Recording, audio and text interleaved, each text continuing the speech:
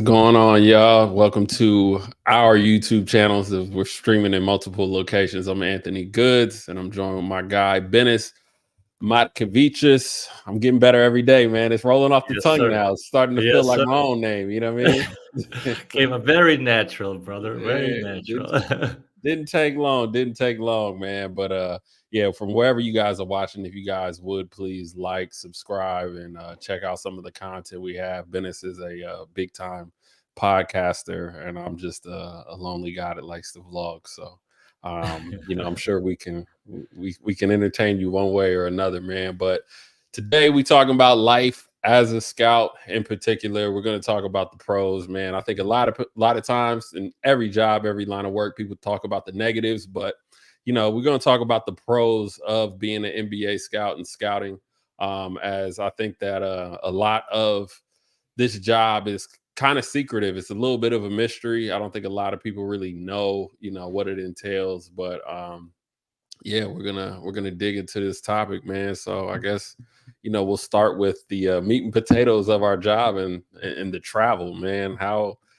How do you enjoy the travel, and what are your thoughts on the travel part of this job? So, do you want first, like, got to separate the leisure travel, which is intertwined with the flexibility of our schedule, which we in Hmm. the summertime we do have some more flexibility than other people do, and the travel that entails the job part, like the work travel. So, both things have a lot of positives. If I go with the leisure part, that's probably the one that you get the most stories from, because the flexibility of our schedule allows us to have trips in the summertime for a longer period after we do all the junior tournaments, to enjoy our lives as well, our travels, that we can use our free time the way we wanted to be used. So I had I had a extremely exciting trip this summer with 3 weeks in South America, which over 3 weeks, 3.5, which probably not a lot of people get to do. But this job, once you're grinding for 10, 11 months, basically, because there's a lot of things after the draft that are happening as well, Mm. that you get to do for a period of time, and get to see a lot of places that you. I also got to say, I'm single. It's not like I'm having somebody and not somebody that holds me accountable, or somebody that I have to spend time with. This There's a story to this one. Um, I was in Colombia, and I was there for the first couple days, for a week, with Tim Fanning, who's a good friend of mine for 10 years now, and from BYU, Hmm. and we've known each other for quite a while. And just to give you some context, I'm Lithuanian, but I was raised in Germany, in a very, let's say, proper environment, where rules are rules, and you got to go live by them. And then I was going to the States to college, high school and college, where I kind of learned how to express myself and communicate properly. So I'm a mix of everything, but the rules and regulations from Germany, they've taken me this far. I'm eminent with that. And Tim is a little bit. He grew up in Oakland. He learned how to haggle on the streets, like scalping tickets for Oakland A's. He's he's been traveling around the world as a coach, New Zealand, Spain, learned Spanish. That's what helped him, having Spanish in South America. And that made life for me a lot easier too, especially when we went to Cartagena, which you just saw. But it was that day, because we were always switching it up every day. Like one day I organized something, next day he's got something that align, and we just go with the flow. And he's more of the go with the flow guy. I'm more of the, like, let's play Run this, everything out. yeah, plan it out. So in Cartagena, which he figured out after a day, like, they're playing by his rules. Actually, he didn't know that they're very, in terms of haggling for prices, and he's like, oh, okay, that's how you want to play. All right, cool. And that kind of, that's the lead up to the story of today. That when we set out to go to, a little bit further south of Cartagena, which is like, has like a white beach close to Baru. And I was like, let's get it. Was it End of this the story place? right here. Now this is the end of this. This is the end of the Oh, day. I okay. don't like. So it's like, let's go. Let's get a car. Let's get a car that's gonna lead us to it. I'll let you know which one to play. Mhm. And so as he said, no, we're not gonna get a car. We're just gonna go get an Uber one way, and then we figure out a way back. I'm like, oh no, like this is. I'm already stressed out before we even start the journey. So we get on the car. This Uber driver, like he knows where he's taking us for an hour, and the prices are pretty low in Colombia. So an hour Uber drive is not that expensive, but we got to figure out a way back. So on the way there, he's haggling with the guy, kind of figuring out what to do. And along the way, we stop at this aviatory, which was like a bird. They're not in cages, pretty free flowing. So for Mhm. all the animal lovers, it was very. I'm not a big zoo guy, but that was very natural, very cool. And you could play that video. It was like really a lot of flamingos there, and it was the other one. Oh, you talking about the other one? This one? Yeah, it was like, it was really cool environment to be around. Like just a lot of birds, a lot of natural beauties as you see. But we were really just having a time there for an hour, and then along the way we're trying to figure out where to go after that. And this guy is going to take us to some beach that we have nothing to like, we don't know what's going to happen there. And the way there was as dodgy as it gets.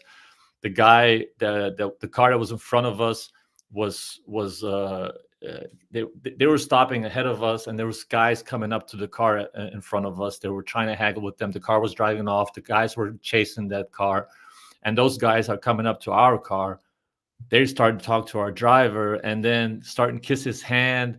Like, I'm thinking, like, we're here with some Colombian lord. I don't know, like, what's going on, Mhm. because these guys are kissing his hand randomly. We just met this guy, and somehow we get to the beach, and I'm still nervous because I don't know how we're gonna get back. I have no plan back.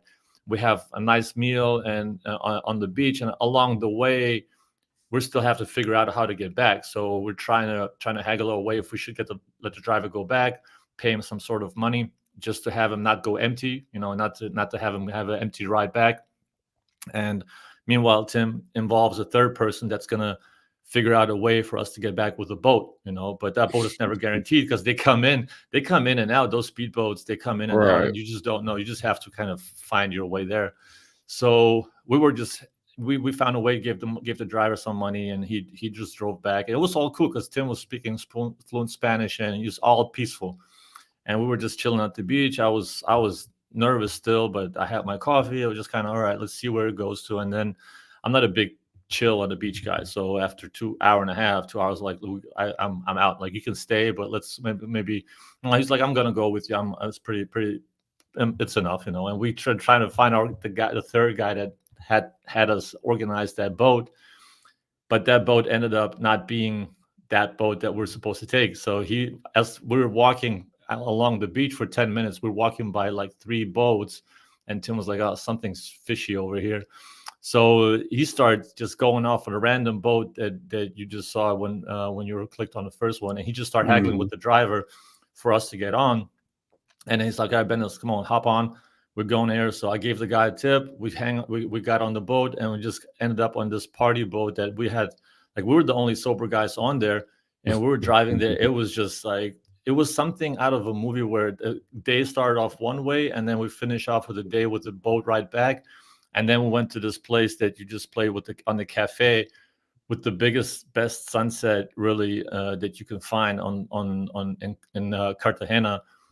And Tim haggled his way to the best table in the cafe too, while I was waiting as a proper German in the Right. line somewhere else. He's like, Dennis, come on, let's come on. I got a table for us. So those are just like little glimpses of the travel you get to do in the summertime. And it was an exciting summer because I was going through different countries without having never been there, have no idea of where to go, what to see, what's going to be like, the culture. You get to meet people, and I think this helps me in my job later on, because I call it a spectrum of people. So the wider the audiences or the wider the spectrum of people that you experience, that you meet, you get to recognize certain patterns of thinking, certain Mhm. patterns of communicating. And especially if you start learning language, you start recognizing the way people think and the way you should interact with one or the other. So those travels that I always try to take something away personally on a personal level from my trips in countries that I haven't been to before, and take something away, like Anthony Bourdain said, also with a meal or with a coffee or wherever you go. Anthony Bourdain has some really good things to say. And when because culture really is expressed through food a lot of times. So Hmm. whenever you have a meal with the locals, even if I didn't speak Spanish, I picked up words and phrases and words. But smiling, having a positive attitude, they see you're positive, they see your aura, they give it back to you. And I had one of the best afternoons in Medellin, and one of the, like, it's a touristy area now, but it was a very very warm environment, and we had a good time talking about, just showing, like, Google Translate certain things, and just for an hour and a half just having a good community event. So those things, I think, help me in my job as well, because I can start relating and talking to people that from different cultures that I recognize the patterns of, and it makes it easier to connect with people that later on help us with intel, with other parts of our job that are important. So I think those Hmm. things are very crucial for a job, that are on leisure time, but at the end of the day, they help us with our work as well. Yeah, no, I agree, man. But I feel like I'm a little bit the opposite. In my leisure time, I do not want to travel. I try to stay home as much as possible. I mean, if I'm doing any traveling, because it's like, you know, being married and scouting, like, when you're not traveling, you try to give as much attention as you can to my wife. And, sometimes that involves traveling, whether it be to go see her family, go see my family, or whatever it is. So it's funny. I had a couple of leisure trips this summer. They were like for weddings and whatnot. And that was it. Like I was trying to stay home, man, because you know how it is during the season. It's a grueling schedule at times, at certain times. I think, especially towards the second half of the year, we're on the road a lot.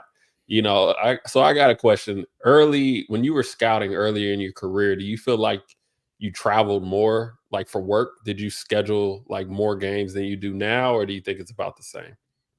No, I definitely think I was scheduling more early on in my career, just because I was trying to cover a lot of bases that were probably not as important as I originally thought.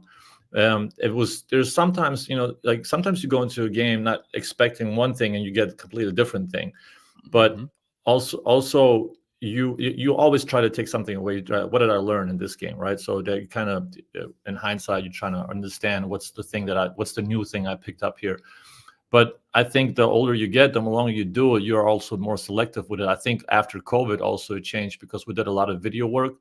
And once you do the video work, you also can differentiate more in terms of what the need is to do, and what's really necessary to travel and not to travel. I think that a lot of guys have a way of over traveling just to cover their bases, and making Hmm. sure that they check all the boxes. But I don't think that all the boxes need to get checked, because in hindsight, they're not really boxes. So I don't Yeah. think that the more video work you do, the more you can differentiate where you really need to travel, where you don't need to travel. And then along the way, sometimes it's productive to be, have 3 games in 3 days and knock it out, and make sure that you saw those guys, and then you can go back home and stay at home for a week, 2 weeks, or whatever. Just depending on the schedule. Maybe sometimes somebody gets injured and you have to adjust. But all Mhm. that said, I think I'm more selective. Definitely more Yeah. selective. Yeah. No, I think and I also think it's also very interesting how, like, in Europe, traveling in Europe, think sometimes the games aren't even set until like a week before. You know what I mean? You don't know what time, you don't know. They might move a game on you last minute. And you really got to stay like dialed in and tapped into, everything that's going on. Because, like you said, if you got 3 games playing in 3 days and then, a game gets moved, maybe it doesn't make sense to go home, or maybe you need to schedule a practice, or things like that. But I think the traveling during the season is obviously a lot different. But one of the things I've always really enjoyed, one of the things I've always really enjoyed from traveling is just being able to see different countries, especially me just being an American, especially when I was doing international travel in Europe, let's just say. Yep. I'm pretty sure it's kind of a little different for you, like, going some to a small city in Germany or a small city in Lithuania may just be like a walk in the park for you. But like I remember my first time in Vilnius and it was snowing. I was like, man, this is beautiful. This is nice. And I'm looking up restaurants and and things like that. So I think, I've kind of done, like, I guess, the unconventional route in regards to scouting internationally as an American, whereas I feel like a lot of American scouts, probably scout stateside and kind of stay stateside. But I mean, I think that, my years doing it overseas, man, it was probably some of the best times of my life, man. I was able to see and experience so much. Like here in Senegal, that was like a whole nother world for me, man. Just being able to just to see, just basketball and all kind of different things, on a different continent in a different country, Yeah. so and it kind of humbles you in a sense too. I think that, just seeing basketball in different places, it humbles you because you see people enjoying the game the same way with less resources. You see people reaching success with less resources or more resources or, different things like that. But I definitely think the travel is the best part of the job for me. Whether it's in season or in the leisure part, I think the travel is definitely the best part of the job, easily But for that's me. for sure, and that's the thing that I call it open travel or conscious travel, because you're traveling not just being in the haze and just kind of like going from A to B, but being alert of what's going on around you, and then you pick up those things. But I do the same thing on my leisure travel, especially, and I'm really consciously open as a traveler. And as I mentioned, in Medellin and Comuna 13, I went there, and there was like a street ball court right in the middle of that community, and I was Mhm. playing actually Tim filmed it and put it on Instagram. That was a cool experience, because it was kind of like just hooping with the kids and Yeah, having a good time. They don't know me, I don't know them. I was just like, because the court was empty, and they were just kind of like, all right, you want to shoot some hoops? And we just start playing 3-on-3, and Tim was filming it, and then it's kind of like you said, with little resources, and you start recognizing, start being more appreciative in your real life, in your real job of what you really have, and you see those kids reacting differently. You're seeing that they're just playing with a lot less that like you like a lot less than that European kids have, and they're just enjoying the game, having fun. Like I remembering how you played, on the court when you were just mhm, hooping around. So mhm, those things stick a lot, and then I bring that back home, and that's, like you said, it's humbling, because you kind of feel like, man, we have so much to appreciate, and because you're all in it the whole time, you're it's right in front of you. Usually don't see it until you step out of it. And then in right. the leisure travel, I just kind of, this was eye opening, and then I come back, I'm like, I'm happy with everything, that that be grateful for what you have, and not worry about what you don't have, because that's going to take away the happiness of everything that you really have to appreciate from on a day-to-day basis. Yeah, nah, that's a fact, man. And before we transition into a different subject, I want to get to some of these comments we got here. We got one from E Sim. He said, "Hey, best wishes to you guys." That's dope. We got a little love, and then we have a question here from Seth. He says, "How big does Intel play a role in drafting a prospect?"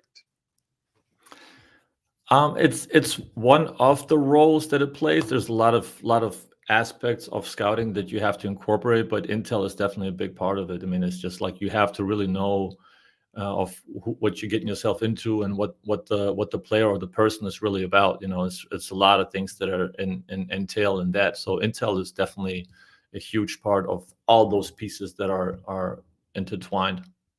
Yeah, no, I think Intel, I think, to me, tells a lot of the story, and not just so much about, like, let's say, their background, family history, or whatever, but I'm more interested in like the psychological piece of kids, of players, of prospects, pro or anything, or just a prospect. Because like when I look at like some of the great players in the NBA, like a Kobe and Kevin Durant or whoever it may be, they always say that, oh, they're just wired different.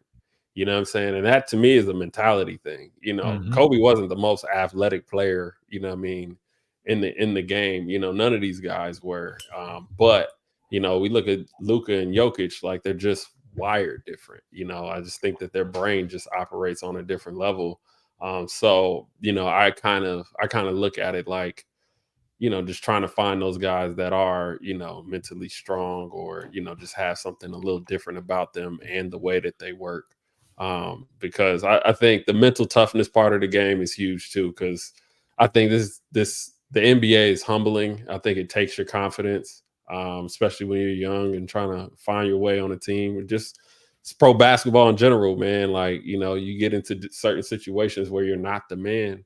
It humbles you a little bit, and you got to kind of dig yourself out of those holes. So I think figuring out the mental aspect in regards to intel is something that I always kind of perk my ears up to. Yeah, it's the competitive edge. How do they respond, and a lot of things that you have to dig deep. I think that the hardest part about that is having the context that's gonna give you the real gist of it, and that's Hmm. the thing that you really connect over the years, especially if you speak the language, if you're connecting in person, and you get to know each other on a different level. I'm very transparent in many aspects, and then you kind of they see that you're really open as a person, and talk about personal things, not it's all not only business. You talk about life a lot of times, and that makes you connect on a different level, because you see they start trusting you, and you trust each other. Honestly, you trust each Hmm. other on a personal level, and then you can exchange information that's also valuable. So I think that's the key, because it's who you are really as a person that's going to help you to get progress in this intel gathering process. And I remember you said a long time ago, you said, don't make contacts, make friendships or something along those lines. And I think that's huge. What I mean, is trying to, and you're not gonna bond with everybody. It's just part of the No, it's it's just part natural. of life. Yeah, Yeah, it's a like you're part not of gonna life. bond with anybody on a personal level. You're not gonna bond with everybody the same. Some guys you Mhm. click with, some guys you don't click with, and that's cool. That's fine. I mean, we're all human. And Mike Schmitz was the one who said it first. Mike Schmitz was the one, like, he goes Right. out to say to make friends, and not business friendships, but friendships, and from that derives into friendships that are on the business level as well, and you start Right. trusting each other, and then there's a triangle of trust. Somebody introduces you to another person because they trust you. All of a sudden that other person starts trusting you on a different level, instead of you meeting him in a different context. So those are trickle down effects. It's a compound interest effect, because one thing leads to another. After you trust and bond with one person, then all of a sudden it becomes a group around you that you really have a different level of trust with each other.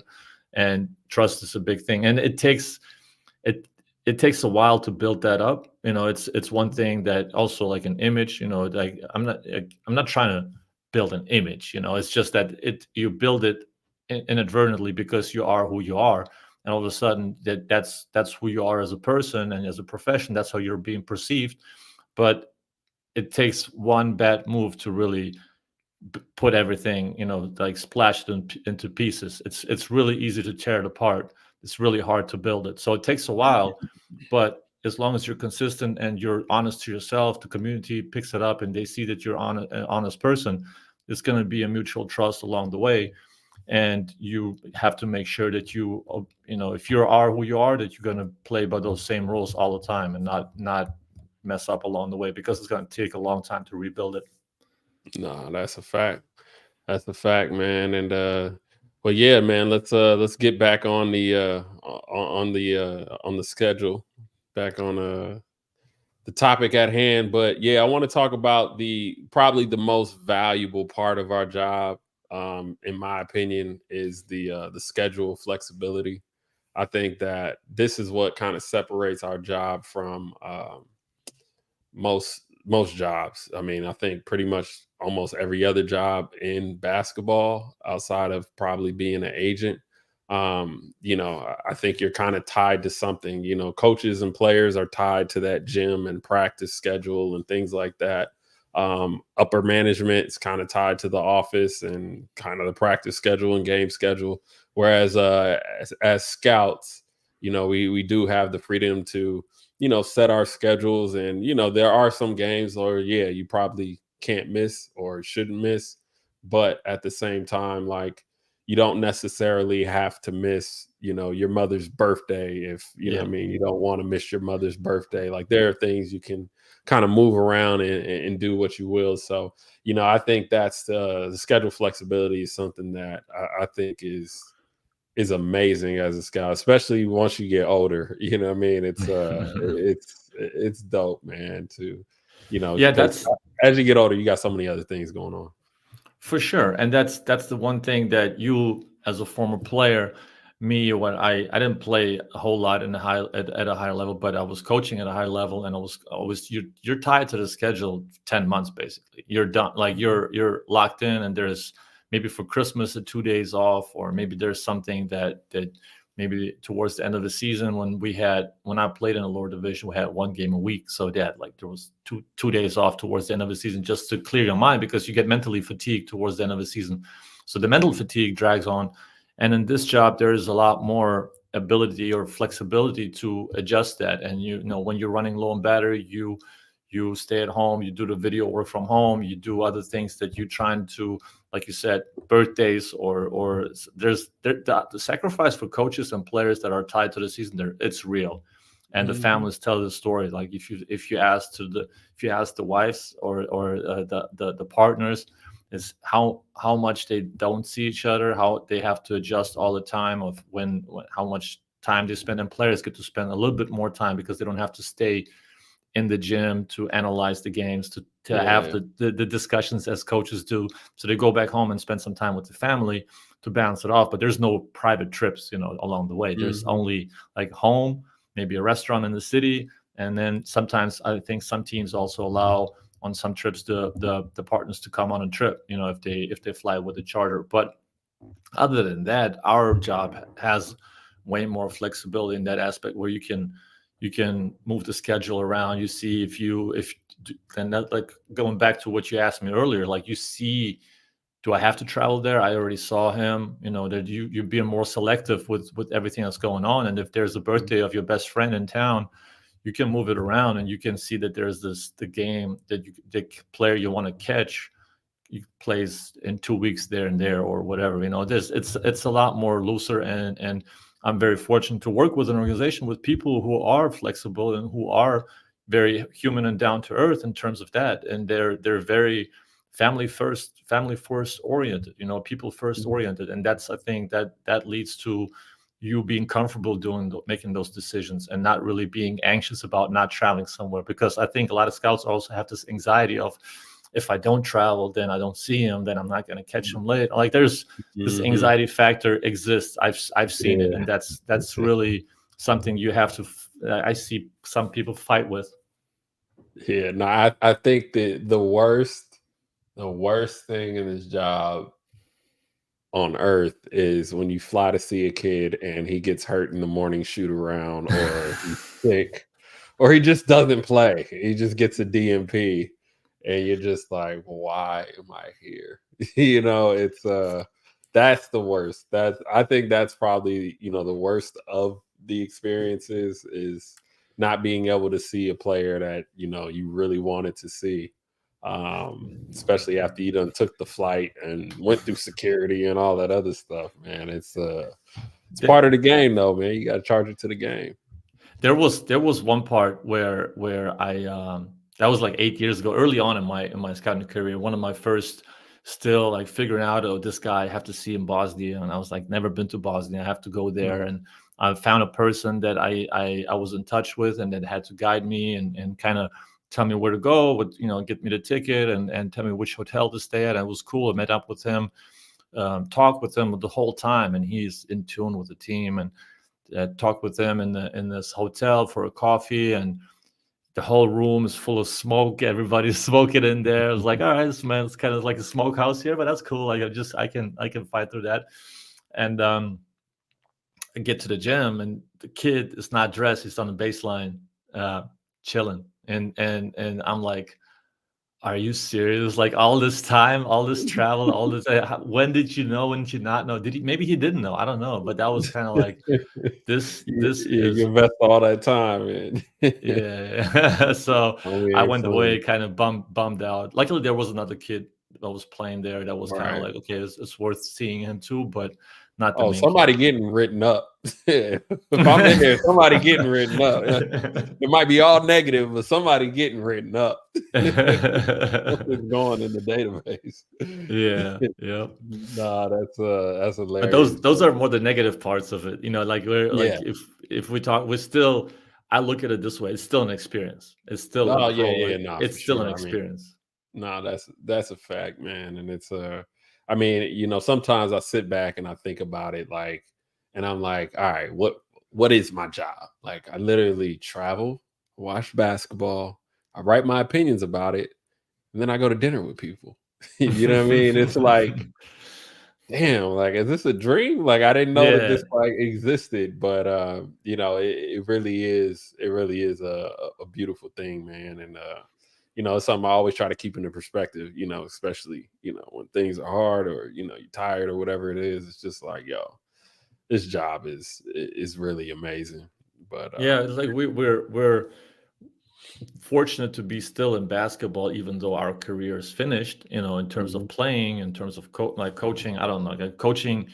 right. I'm not a coaching staff right now, but at some point maybe I will be at some point again with a national team, with another national team. I don't know. But in terms of player careers, a lot of players are looking for that, a way in, and there's a lot of people looking for the way in. And I think like we talked about it, the more eager, like we talked about yesterday, like the more eager you are, the harder it gets. If you worry about what you can do and what you really where you can contribute and you have fun doing it, I think people will pick up on that. And those jobs that are very valuable. There's not a lot of them out there. That also, obviously, those guys, everybody that has those jobs is trying to hang on to them because they are Mhm. they are very unique. They are very we're privileged, and that we all understand that. So that's one thing that everybody is from the outside looking in. They see that we're privileged, but also you have to be appreciative when you're in a moment when you get caught up in that bubble. You have to understand that this is a bubble that you're is very unique, and you need to like make sure that you appreciate it while you have it, and you may understand only in hindsight that it was really something that's out of this world. Right. Nah, for sure, man. And before we move on, we're gonna get into a couple more comments, man. I might need you to read this one, man, and I can Lavas Vacaras. Hello to all. Is But that what that means? yeah, good evening, labas Okay. vacas, Oh, good evening. vacas. Okay. Yeah, hello Okay. to Nah, all. that's what's up, man. That's what's up. And we got another question here from Isaiah Taveras. How is the rise of analytics in basketball change or influence the way you scout? And what's your approach when writing reports? I guess all involving analytics here. Um, yeah, no, this is an interesting topic, man. I mean, I've always kind of been like an eye test kind of guy. Yeah, I've always fought against analytics. I guess when I first started doing the job, I think there are certain analytics and numbers that we can't necessarily ignore in regards to like history and age and and just also production. But I'm becoming and I'm forcing myself to be more open to analytics, and I've have a lot more conversation with the analytics department. I just kind of use it as a way to kind of verify or to challenge what I'm seeing. Because there's truth in both. There's truth in what you see in context that the analytics doesn't pick up, but also there is some truth in the numbers in regards to what's being happened on the floor that maybe your eye has not caught or your eye is overestimating. So, yeah, but I don't.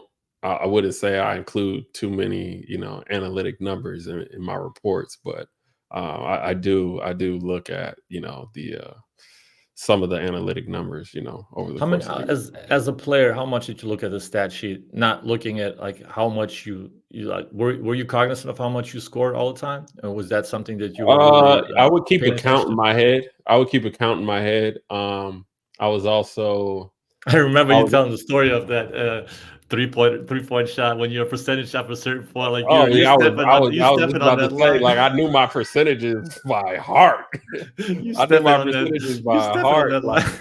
it was something I didn't really care about, in the beginning or the middle part of the season, but I knew at the last couple months of the season, it was at the top of my mind. My percentages were at the top of my mind more than scoring was. So I knew, like, okay, this day could be a 3 for 9 day or a 4 for 10 day. Or this day needs to be a 1 for 2 day. And yeah, I will fucking toe jam the 3 point line. If I'm When gonna I heard sacrifice that 40%, you know what I mean? And 40 looks different than 39, bro. It really does. it does. That was always my goal. Towards the end, I was playing injured, so that was kind of hard to keep the percentages up. But in college and when I came over, it's always try to score double digits and have 40% on the three point shooting percentage, and then Mhm. the free throws. That's obviously like you wanted to have at least like 80%, 85%, like be in Yeah. that territory. But to get back to the original question, it is something. It's always been the question of where you intertwine with each other with the analytics department, because they try to learn from us from our eye test, and we're trying to learn from them. It's that Mhm. we're all experts in our own field, so it's not like we can completely write a scouting report based on that. But we use our intuition, we use our experiences that we have as players, as former players, as former coaches, as coaches, as whatever. And um, just the older you get, the more you see. The eye test is more important than intuition. You see what's been successful, what hasn't been successful, and then like in the coaching staff, we also use the stats that just to confirm your intuition. What you see, like, is that are they really beating us on the boards that bad? Is it what's the 2 point percentage here? Are we missing that many layups? What are the quality misses or not quality misses? And then you kind of look at the stat sheet, and it's like, okay, we do miss a lot of shots, but they're actually good shots. We're just missing open shots. Just kind of have that in perspective. But then when you write a report, like, you don't necessarily look at it all the time, but sometimes to confirm or not to confirm certain things, your intuition, like things that over the course of the year may be more crystallized at the end of it, Yeah. Nah, that's bigger a sample size. nah, that's a fact. And he also had another question. How do you not allow other people's perspective on certain prospects change your opinion on them? That's a that's a really good question. I'll let you go on that one. Yeah, you gotta you man, but I'm like Joe Rogan. Joe Rogan may not be the most popular person, but I listened to probably over 1,000 of his episodes, so I have a good Mhm. idea of who he is as a person. And Oh, people who y'all listen, boys then. yeah, I got to a point, no lie, because all those travels, and when I started listening to him, I want to say like 7 years ago, or something like that. I got used to hearing his voice, and when he didn't release an episode for 2 days, I'm like, I need your voice. I need your voice, brother. I'm missing your voice. Honestly, I was on the plane with like, we're buddies, right? We're friends. Like that's what it Yeah. felt like, and I would really know him as a person, because after you watch him so many times and you listen to him so many times, you know he doesn't like that's who he is. Who he is. And with certain Yeah. guests, he's a little bit more serious. With other guests, with comedians, he's a little bit more looser. There's Mhm. all of different shenanigans going on all the time. But what he said, he's never married to an idea. Like he's Right. willing to change. Early on in his podcast career, he was really eager to make his points, and then all of a sudden, the more people you talk to, the more you understood that he knows less. And that's the thing, that the more you know, the more you understand that you don't know. Mhm. So you have to be open. You have to be open to different ideas of not necessarily only basketball. I'm trying to always look at the big picture. So you're always trying to be open, and I can be easily swayed just by people telling me different things about different things, different things about different things. They can tell me giving different arguments about certain Right. topics, and I can see that point. I can see that point. But at the end of the day, when I see a player, I have an opinion, and then I'm not married to that opinion. I'm willing to change, because you know, they're willing to get better as well. You know, they're willing to get Hmm. to change as players as well. So you have to remain open. Our job is to observe and to see the development part. So you have to, you can hear the opinion of other people, and maybe you can sprinkle some of it on there, and you see something like, same thing with statistics, something vibes with your intuition, something Hmm. reflects it, some things don't. So you just have to be open to that, and make sure that you have a certain, you, what outweighs what, you know, and with time that other opinion might be right. It's just a matter of time. Yeah, and I always think too. I try to trust my gut. I listen to everybody's opinion, and I disagree with certain opinions from time to time or on different things, but I always take a second look. And then from there, I always try to just trust my gut. And a lot of times when we're talking about players, whether I think somebody else is being biased or I'm being biased, I always try to go back to square one, and I'm like, what do I think about this person if they didn't have a jersey on? If I didn't have, Hmm. they didn't have a Or had a jersey, and I different didn't name, know, or had a different yeah, name. it had a different name. If I didn't know their name, they didn't have a jersey. What would I think of this player? You know what I mean? And it's more times than not when I've done that, I've been right. And I'm not gonna lie, I have gotten swayed into liking certain players where I just didn't see it. And then I Hmm. was like, okay, well, yeah, maybe they're right. This person has this level of experience and watching things. Cause I mean, we're all growing and training our eye, like, and nobody's eye is perfect. Like you never get to a point where everybody you think is good is gonna hit. So yeah, I mean, I think it's a tough thing to battle, but I think you can never get there until you trust yourself first. If you lead off with trusting and allowing other people's opinions to sway you, you're never going to be able to find your own identity. You have to find your own identity, maybe even be hard headed, find out you were wrong, and then be a little more open minded. You know what I mean? And then you start to see where you were wrong, and Hmm. I think that's kind of how you train your eye, but you never really want to, just have people inject their opinions and it completely like sway you on a consistent basis. It can be You hard though, always want because both some of people are really persuasive. Like them. Oh yeah, for sure. it's really hard to take that opinion in and not be swayed by it, because it's so persuasive, you know, in a kind Mhm. of way, the way they say it, the way they sell it, and it's just kind of like, I can feel that you're got a really strong opinion on that, and I respect it. But then at the same time, like, you don't want to lose your core beliefs, you know, and what makes a player a player.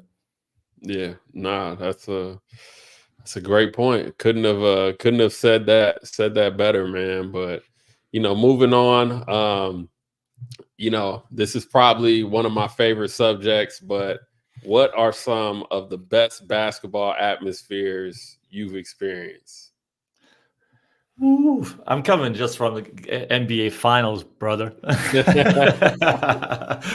you go, It's a humble brag. You know what I mean? humble brag, humble brag. NBA Finals clinching, you know, Game 5. I don't know, man. That might have been the best. No, the thing is that emotionally, obviously, that was because I'm Yeah. invested in that, so that's second Mhm. to none. That's obviously something that is hard to replicate on a different level. So there's different um, environments that I've been in, and not necessarily only basketball per se. But let's keep it in one thing in perspective. That's EuroLeague and NBA. In EuroLeague, you do have more tools to be noisier. You know, you have more. Mhm. There's allowed like drums and all kinds of everything, noisemakers. So that makes the environment automatically a little bit different. Then you obviously have the singing parts and everything. So I don't want to put too many teams, like, there's a lot of teams on at the same level. You know, like, you go to Partizan or Red Star game, it's damn near the same. You know, just go to Mhm. one or the other. It's really with different songs, and I don't understand what they're singing, but it's Mhm. I get it. Like, this is cool. Like, this is, it gets Mhm. me. You know, that's something that I really I enjoy, because they don't stop the whole game, 40 minutes, whatever, overtime. It gets even louder. But if you watch the two play against each other, it's even, well, you guys made enough videos about it. That's ridiculous. But Yeah, it's um, elite. Yeah, there you go. Like that's those things, and I was at one last season, Zvezda Partizan. That was very. I mean, it's a different type of investment in terms of fan base. Like what you feel is that really one thing I have to say when you ask them or when you go to Panathinaikos game, it's the same thing. Panathinaikos and Olympiacos, there's a little bit of a difference because Olympiacos is a little bit further away. They have Mhm. that you have that track in between that kind of drags the people further out. So the fans are there, you feel it, but Panathinaikos feels like they're on top of you. And Yeah. when you ask Maccabi, same thing. Maccabi is probably the noisiest because they have a really there's something with the noise or acoustics that makes it Mhm. a little bit deeper. I get away with the ringing in my ear, Okay. and when you ask, for example, in those derbies, whether it's in Athens or in Belgrade, let's use those two as an example. Mhm. When you ask who's your favorite team, they don't say I'm going for Olympiacos or I'm going for Panathinaikos. They say I am Panathinaikos. I Yeah. am. They are that. This is who they identify not with, but Right. as. They Right. identify as Panathinaikos. So that tells you right away that they are living they are living the team.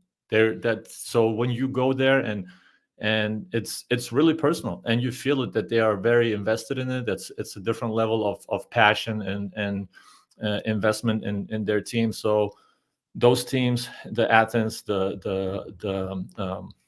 Belgrade teams are special and unique. Maccabi was something that was unique. Uh, One thing that was also when Besiktas was in the EuroLeague, I remember Mhm. Galatasaray and Besiktas which those are soccer fans also, Yeah. football fans. So you get the full amount of it. I remember the biggest environment that was emotionally invested in it was probably Lithuanian national team. It was something different also. You have that Slovenia, Lithuania when we lost in the qualifiers for Yeah. Tokyo 2021. We played in Kaunas, and that was like I was goosebumps. I was yelling. I was like losing my voice because it was really emotionally. It was heavy. But the one thing was when Rio Olympics opening ceremony, when there was like in the Rio big football stadium was like 100,000. I think it was ridiculous. I mean, it was ridiculous. You had 100,000 people cheering there for and not only basketball, obviously all the sports, but people that amount of people in one place and you have all the athletes in one place. That was something that's for me it was unforgettable. So those personal one was Lithuania, Slovenia. Then the Rio one and the Celtics one was on top of everything. But the Right. other ones, the EuroLeague ones, I've talked about. Yeah, and for everybody back home, we're talking about the pros of scouting and this topic in particular being having the ability to go to some of the best basketball games and atmospheres all over the world. But yeah, man, I think there's just something special about the Belgrade rivalry. I haven't gone to Panathinaikos and Olympiacos. Haven't been to the Athens one. My very first game in Israel was the Derby when I was with Hapoel and we played Maccabi. Very first game off the plane. That was and we won, so it was like it was even crazier. Yeah, Um, but yeah, I mean, I think those environments are just special, man. But I always tell people Europe's amazing. The atmospheres are crazy. I don't think anything was crazier than like Venezuela when I played in mm. Venezuela in the playoffs. We played game 7 against the best team in the league in Caracas and it was nuts. Grievous Vasquez came and it was like God walked in the arena. Like everybody just stood up. This was when Grievous was in the league. So it was Yeah, like, yeah, he was LeBron of Venezuela. So I mean, that whole atmosphere was crazy, and I always tell people like, the fans had guns on them, and they would flash on us and stuff, and it was you didn't necessarily feel safe, but at the same time, like the actual basketball atmosphere, as far as things going really yeah. good for the home team, really bad for the home team, they throwing beers on the court, like it was annoying, but it was just dope. Like the feeling was just electric, and I had never, especially at that point, I had never experienced anything like that. But I think just the beauty of basketball is being able to move all around the world, go to so many different gyms, experience different cultures, and just feel their energy and how they feel about the game that you end up loving. So there's yeah, that's also one of the best parts about the job is just experiencing these type of games, man. And I Do think you too, just being a scout, I get to kind of like whether I'm scouting college or overseas, I get to like relive like my career in a sense from a different angle. Because when I go to college games, I'm like, oh man, I used to always see them play on TV, but I've never been to their campus. Like, yeah. okay, now I experienced their arena, and same thing overseas, man. So that's been cool too. I've never been to a Duke game. That's one thing I wanted to like experience at Cameron Mhm. Indoor. But that's one thing I wanted to ask you. When you go scout, do you feel the atmosphere gets to you at some point? Like, do you get affected by it in some sort of way where you just kind of get carried away? Because I go ahead. No, no, you answer it first. No, I'll just say sometimes, yeah, when the atmosphere gets popping, I turn into a fan and I stop analyzing for a second. And Yeah, then I gotta like snap back into it, like, all right, who's on the court? You know what I mean? And you're trying to figure it out. But yeah, like for sure. And usually this is like towards the end of the game. So you've probably built up enough notes by then yeah. anyway to turn into a fan. But yeah, I kind of fan out sometimes, especially like last 3 minutes if it's a really tight game and the energy is like crazy. It's hard not to kind of just get locked in and just want to enjoy, you know what I mean, as a fan. Same here.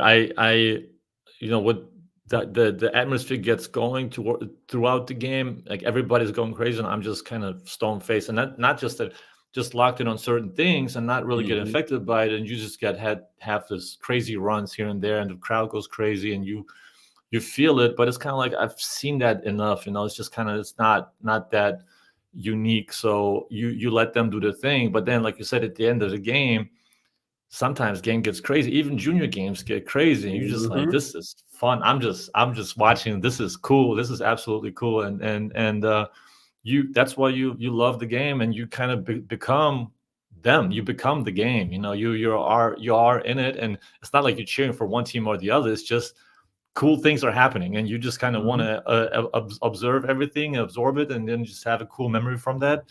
And if you take something away from it anyways, whatever you're Right. watching, whoever you're watching, you're still going to take certain things away, and maybe that player is in those plays. But in general, the game itself, that's why we start playing it, on the playground. You were watching, you wanted to be in those atmospheres, and you watch it from up close, and it's just like, this is really, I'm happy for them that they can experience that as well.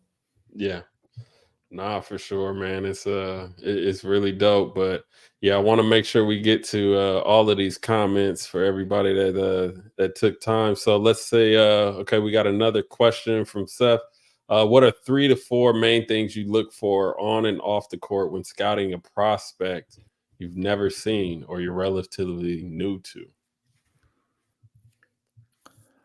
I mean, without getting too specific, that's something that I like.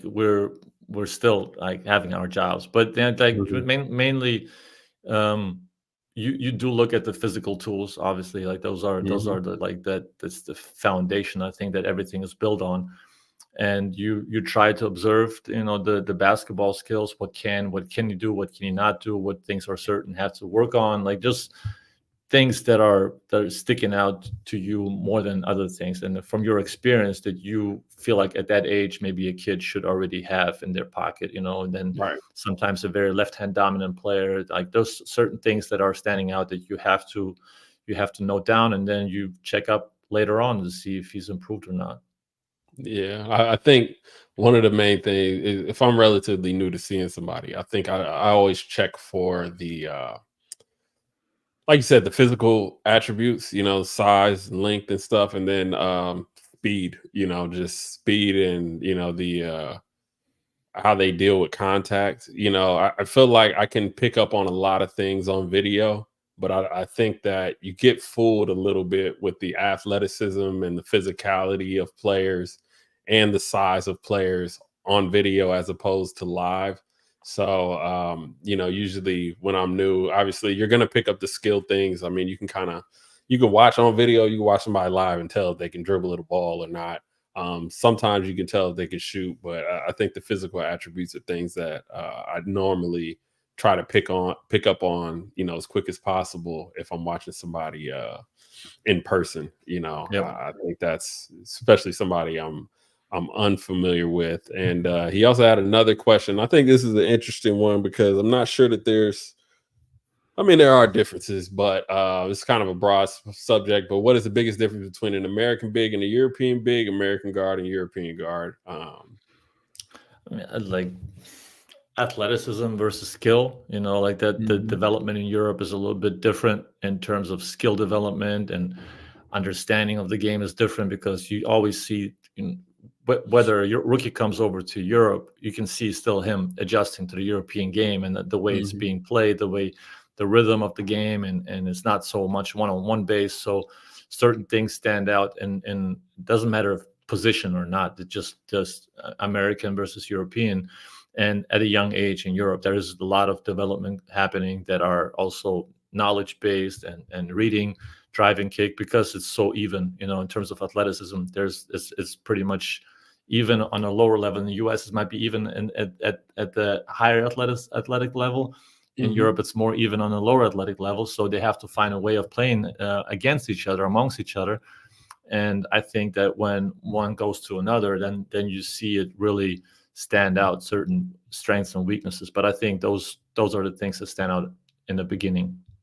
Yeah, no, I think athleticism for sure. I think players in Europe, I think, just possess a kind of like you said, a higher IQ and understanding. I think you'll find, like, depending on what skill you're looking for, I mean, you'll find those skills on either side, whether it be, guys that can shoot the ball or whatever it is. But I just think that the IQ and the processing is a little better, generally speaking, in Europe. And I think a lot of that is just kind of how we're grown to play the game here in the States. It's just a lot of one on one. And I think that that's kind of where some Europeans struggle is when they come over to the stateside. Like, yes, you do have to play one on one and make your own decisions, and what I'm saying. And now it's difficult when you haven't done that, your whole life, and now you're playing against some of the longest, most athletic, better defenders that you've ever come across. So, I think those are typically the things that I notice are. Are prevalent with the two. But moving on to our last topic of today, and probably the most important part of the job, because if you're not doing this, you're probably not working. But it is a pro, and that is networking, getting out, trying to meet as much of the basketball world as possible. We touched on it earlier in regards to trying to build friendships and not just connections. But I think that networking is really cool in the sense that it gets you out of your shell. You get to meet some really cool people from really cool backgrounds. And I think for somebody like me who wakes up at 3 a.m., 4 a.m. sometimes, like, I know somebody is awake in some part of the world, no matter where I'm at. So you always have somebody to talk to. But I think on a serious note, like, I really genuinely feel like there's nobody in the world I can't get in touch with within 2 calls, like, if I really needed to or whatever it may be. Um, Whether they call back or text back's another thing. But what I mean, I think that just being able to network is essential part of the job. But I think once you do it, I think it's just really cool to the people that you end up meeting, and the relationships that you build. Because I think one thing that people don't think about, um, when you work, especially as an adult, it's very difficult to make new friends. And you don't think about that when you're younger, like when you're in college and all this other stuff, Mhm. because you're just constantly you're around 30,000 people at school or whatever it may be. But when you go into the real world and you're an adult, it's hard to make genuine friendships, and we're lucky to work in basketball. So people that we meet, we all have a common interest. We all have a common passion. So we got that. If we can't talk about anything else, we could talk about that. You know what I'm saying? So Yeah. I think that's the beautiful part of it. But yeah, man, I think, it's definitely a pro because, your social circle just grows because this is part of your job. You need to meet people. And because of that, you end up meeting some really cool people. Yeah, and I'm going back to Mike Schmidt's saying that you trying to make friends. So I'm not generically going up and those like network events where you just going and meeting people and just like it feels like a superficial conversation. Like you want it to be Mhm. genuine and you want to be to a certain point personal, as long as that other person is also willing to open up and talk about personal things, because in essence it's more interesting a lot of times because you kind of get to know the background of the person and you get to know a little bit of their journey, what made them who they are, and then at the end of the day that also kind of create your own worldview, because we're talking about truth and we're talking there's no absolute truth whether it's a player or there's individual truths, and you build those truths by your background, by the way you came up, by the way you experienced life, your journey. So once you get to know that person, it becomes a little bit more of a personal friendship, and then that leads to another friendship, and then it just kind of grows organically, I think, from that, because you start mingling with this in that same circle, and then you meet likewise like-minded people. It just goes from there. And I don't know if generically coming up to people and just talking about all the time, just introducing yourself randomly without having it's hit or miss. I think that it Mhm. really depends on the situation, and I'm not that approach guy. Just I am not like in dating the approach guy. I'm not the one to come up and just talk to somebody. So that's kind of just like, also like you said, intuition and gut feeling, in terms of like you connect, you don't connect, which is fine. Sometimes you don't connect, and you go from there. But it's a compound effect. Once you connect with somebody, then they connect you with somebody else. And then when I started this job, I didn't have any contacts besides coaches or assistant coaches with that were around EuroLeague. And then it just compounded into having, just they spread out. Then I have contacts from the scouting, from the sports management part, the sports directors and managers, into head coaches that spread out around the world. Then they start introducing you. All of a sudden, you're connected in China and Japan and Australia, because over time that network, they also build their career and they spread out. Instead of you have Mhm. all of a sudden contact somewhere else. And over time, the longer you do it, the more context you have, and it grows organically if you have the trust of each other and you help each other, genuinely help each other with good information. And at the end of the day, it's an information based business that's reliant on your network, on your people. So that's crucial, like you said. Yeah, without a doubt, man. It's definitely one of the most excuse me, it's definitely one of the most important parts of the job, man. But it's also part of the job I appreciate, even people that I've met that have stepped outside of basketball, what I mean? It's funny because like it's you start to realize like, okay, basketball doesn't necessarily have to be the end all be all. Like, what I mean? You start to realize like you have a genuine friend, but you just met through basketball. So, Yep. um, and I think, networking is also, it's really key when you get fired and you're looking for a new job. You're gonna wish you had that network too.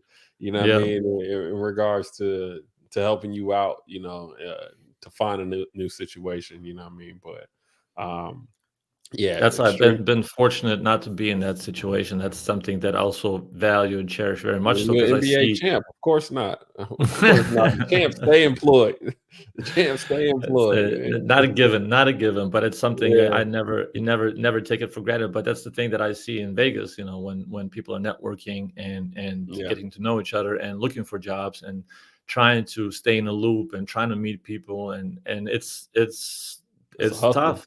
It's Yeah, a it's a hustle. hustle. It's I get it. I understand it. It's something that's part of the ecosystem, and everybody's in the same boat to one end or the other of the boat. But you're trying. It's a community that I also feel like that if you're in need, not necessarily of a job, if you're in need of some help, you have some people to call that are going to help you. Like there's some real people in this community that I think our basketball community is really genuinely nice. It's a good people that you have in there that are obviously you have some people that are going to be less distant, more distant, less close to Mhm. you. But in general, I think it's a very positive environment to be around, and everybody's kind of in it for the game, for the love of the game, and you feel it for when you interact with them. Nah, for sure, man. And before we close it out, I think this is a great question for you here is how's your perspective of the game changed going from a coach to a scout?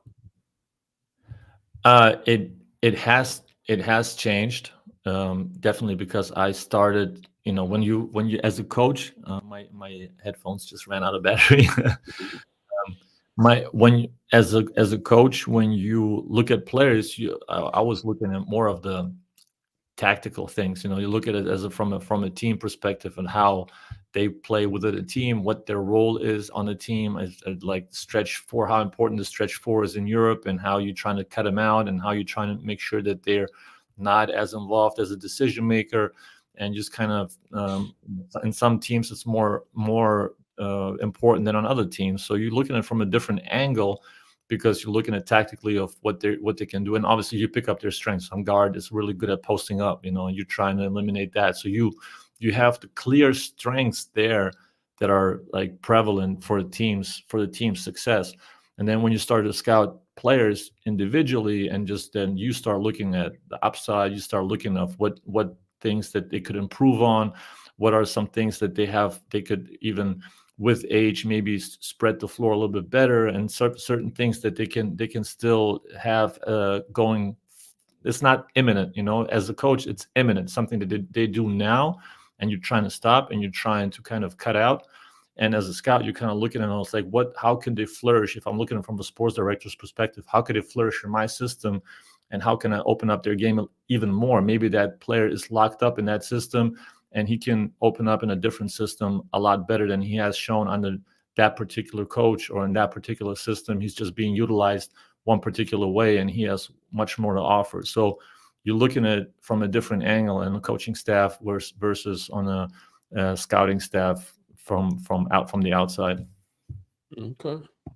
Nah, that's dope, man. And lastly, you got any words of wisdom to close us out here for the aspiring scouts, running the streets of Boston and trying to take your job. trying to take my job.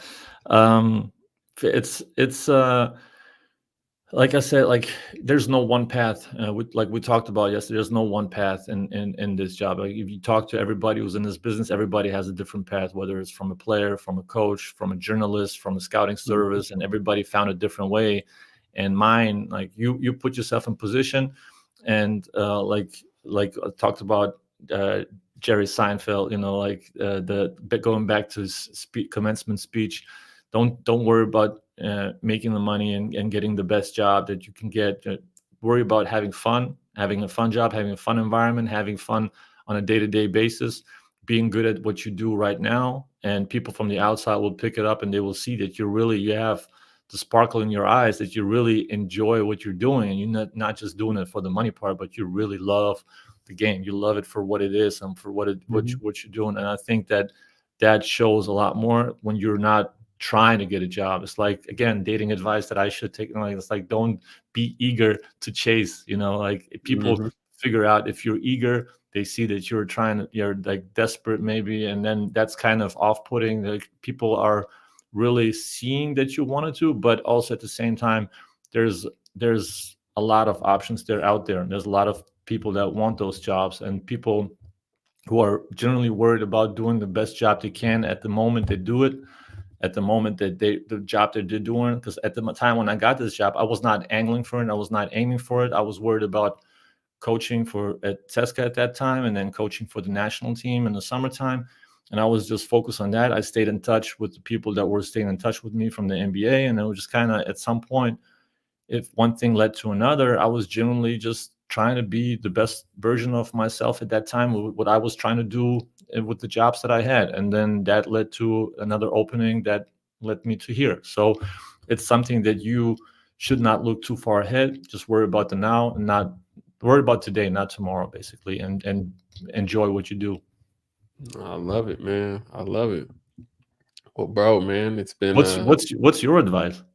my advice would be to my advice would be to fall in love.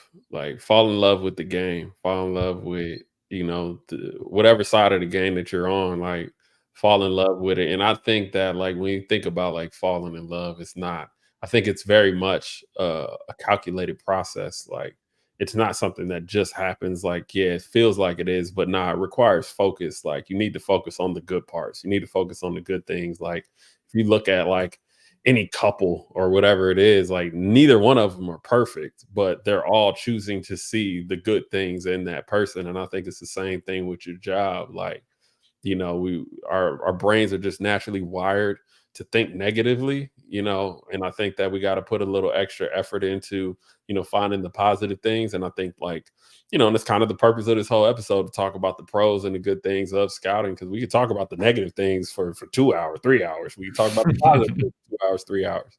You know what I mean? But I think it's a little easier for us to be negative. So my thing is like just look at the positive side of it and really like fall in love with it. And and I think if you can fall in love with something, man, it could really like